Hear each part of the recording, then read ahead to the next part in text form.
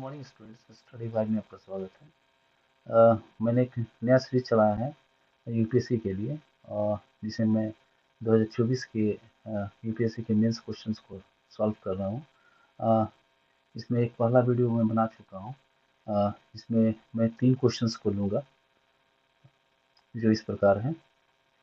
पहला क्वेश्चन है, what were the event that led to the quit India movement, point out his results.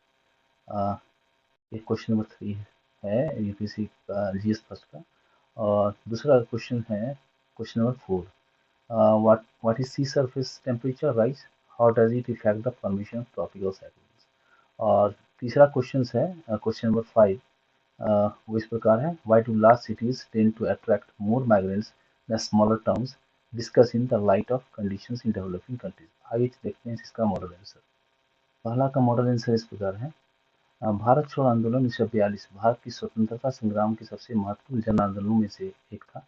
Mahatma Gandhi ने इसे करो या मरो के नारे के साथ शुरू किया। आंदोलन की पृष्ठभूमि या घटनाएं। पहला, क्रिप्स मिशन की असफलता 1942। ब्रिटिश सरकार ने तत्काल स्वशासन से इनकार कर केवल युद्ध के बाद अधिराज्य का वादा किया। दूसरा, द्वितीय विश्व युद्ध का प्रभाव, भारत के को बिना सहमति के युद्ध में झोंक दिया गया, जिससे असंतोष बढ़ा। तीसरा, राष्ट्रवादी भावना का उभार, असहयोग और सविनय अवज्ञा आंदोलन की सफलता ने जनता को अंतिम संघर्ष के लिए तैयार किया। चौथा, आर्थिक घटनाएं, युद्धकालीन महंगाई, बेरोजगारी और अकाल ने जनता का असंतोष बढ़ाया। परिणाम, आंदोलन शुरू होते ही नेताओं को गिरफ्तार किया गया, फिर भी स्वतः स्फूर्त विद्रोह पूरे देश में फैल गया। बलिया, तमलुक और सतारा जैसे क्षेत्रों में समांतर सरकारें बनी। कठोर दमन के बावजूद इसने स्वतंत्रता की मांग को अपरिवर्तनीय बना दिया। निष्कर्ष इस प्रकार लिखा गया, भारत छोड़ो आंदोलन ने स्वतंत्रता संघर्ष का अंतिम चरण सुनिश्चित किया, जो और 1947 में स्वतंत्रता का मार्ग प्रशस्त किया। इसका इंग्लिश का मॉडल आंसर इस प्रकार है, Quit India movement, events and result. The Quit India movement 1942 was one of the most significant mass struggles in India's freedom history. It was launched by Mahatma Gandhi with the slogan "Do or Die." Event leading to movement. First, failure of Christian missions, 1942. The British refused to grant immediate self-rule and offered only post-war dominant states. Second, impact of World War II. India was dragged into the war without Indian leaders' consent, leading to resentment. Third, rising nationalist sentiment. The success of earlier mass movements like civil disobedience movement created readiness for a final struggle. Fourth, economic hardships. War brought inflation, unemployment, and food shortages, increasing discontent. Result: leaders were arrested immediately, yet spontaneous mass protests spread across India. Parallel governments were set up in places like Balia, Tamluk, and Satara. Though suppressed brutally, the movement demonstrated India's unyielding demands for independence amid British rule untenable. The conclusion is in this way: the Quit India movement marked the final phase of India's freedom struggle, paving the way for independence in 1947. Second question का model answer Hindi का इस प्रकार है, अ, सतह तापमान वृद्धि से तात्पर्य पृथ्वी की भूमि और महासागरों की औसत सतह तापमान में वृद्धि से है, जो प्राकृतिक कारणों विशेषकर ग्रीन हाउस गैस उत्सर्जन के कारण होने वाली वैश्विक उष्मीकरण प्रक्रिया से प्रभावित होती है। समुद्री सतह तापमान यदि 26.5 डिग्री सेंटीग्रेड से अधिक हो तो यह उष्णकटिबंधीय चक्रवात के निर्माण और तीव्रता में महत्वपूर्ण भूमिका निभाता है। उच्च एसएसटी अधिक वाष्पीकरण और वायुमंडल में नमी बढ़ाता है, जिससे संवहन और मेघ निर्माण तीव्र होता है। इस प्रक्रिया में नील ऊष्मा मुक्त होती है, जो नील दाम प्रणाली को प्रबल कर चक्रवात का रूप देती है। इसके अतिरिक्त गर्म महासागर तेज हवाओं और भारी वर्षा हेतु निरंतर ऊर्जा उपलब्ध कराते हैं। जलवायु परिवर्तन ने उच्च तीव्रता वाले चक्रवातों की प्रवृत्ति और विनाशकारी क्षमता दोनों को बढ़ा दिया है। अतः सतह तापमान वृद्धि चक्रवातों की संभावना के साथ उनकी तीव्रता को ही बढ़ाती है, जो तटीय समुदाय और आपदा प्रबंधन के लिए गंभीर चुनौती है। इसका इंग्लिश का मॉडल आंसर इस प्रकार है, surface temperature rise refers to the increase in the average temperature of Earth's land and ocean surface due to natural and anthropogenic factors, particularly global warming driven by greenhouse gas emission. Warmer sea surface temperature, especially about 26.5 degrees Celsius, play a critical role in the formation and intensification of tropical cyclones. High salinity leads to greater evaporation and moisture content in the air, which fuels convections and cloud formations.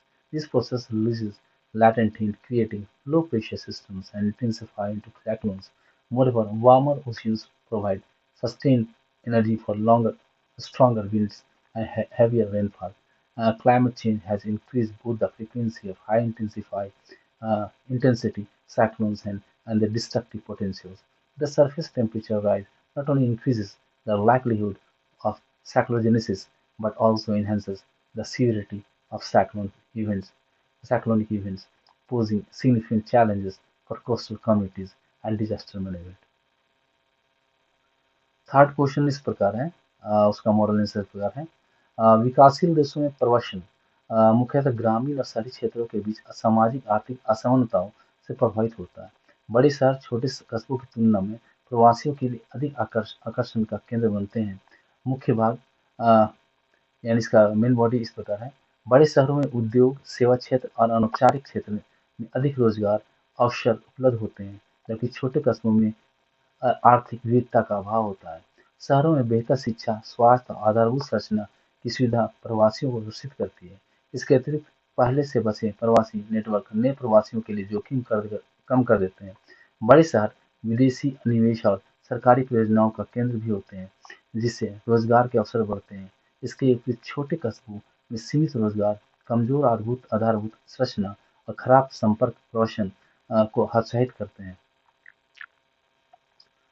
निष्कर्ष इस प्रकार लिखा गया, विकासशील देशों में तीव्र शहरीकरण और असमान विकास के कारण प्रवासी बड़े शहरों में केंद्रित होते हैं। इस असंतुलन को दूर करने हेतु छोटे कस्बों में औद्योगिक विकेंद्रीकरण, आधारभूत ढांचे का विकास और रोजगार सृजन आवश्यक है।